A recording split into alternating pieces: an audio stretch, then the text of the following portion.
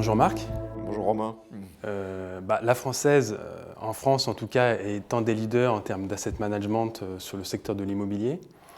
Comment vous arrivez à investir autant d'actifs compte tenu d'une collecte assez massive depuis ces 3 dernières années sur des véhicules d'investissement de type SCPI ou OPPCI si on parle des professionnels?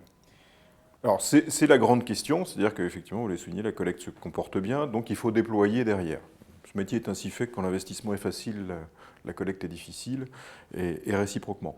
La diversification est clairement au cœur de ça, c'est-à-dire qu'il faut chercher des nouveaux terrains d'investissement. Alors ils sont géographiques, donc clairement on a augmenté l'investissement hors de France, notamment en Allemagne, où aujourd'hui on déploie plus du tiers de notre investissement annuel.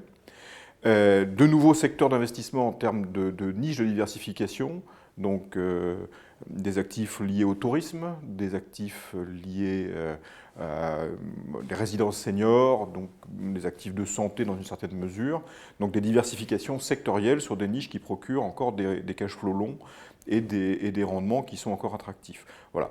Après, une dernière axe de diversification est d'aller chercher des projets de restructuration, souvent d'ailleurs des immeubles qui sont dans notre patrimoine, sur lesquels on réinvestit, on crée de la valeur dans des zones urbaines en pleine régénération. Le Grand Paris ou le Grand Lyon sont des grands terrains de jeu pour nous, dans des produits nouveaux, mais aussi dans des produits anciens pour créer de la valeur et de la performance et investir. Et Romain, nous sommes un investisseur national, mais vous êtes un investisseur très pointu sur la région lyonnaise, avec un vrai métier de spécialiste. Et voilà, nous sommes aujourd'hui à Gerland, dans un très joli environnement. J'avais envie de vous poser la question de savoir comment vous situez justement ce projet de rénovation urbaine et quelles sont ses perspectives par rapport aux autres marchés de la région lyonnaise. Oui, alors vous avez cité Gerland.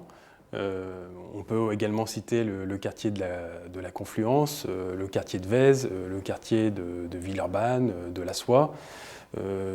Tous ces quartiers, pour moi, participent au bon dynamisme de la région lyonnaise. Il n'y a pas qu'un seul quartier qui a une sorte de monopole. On parle souvent du quartier de la Part-Dieu, mais le quartier de la Part-Dieu commence maintenant à devenir un quartier assez élitiste et réservé à un certain nombre de grands comptes français et internationaux. Nous, on regarde à peu près tous les types de quartiers, sous réserve que l'actif correspond bien à son marché, que sa valeur locative va correspondre à sa clientèle. On ne loue pas de la même manière à Villeurbanne que dans le quartier de Gerland, par exemple.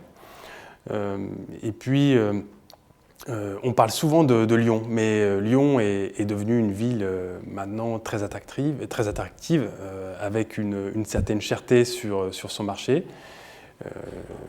Pourquoi ne pas regarder également la périphérie, des villes très dynamiques sur la région Auvergne-Rhône-Alpes.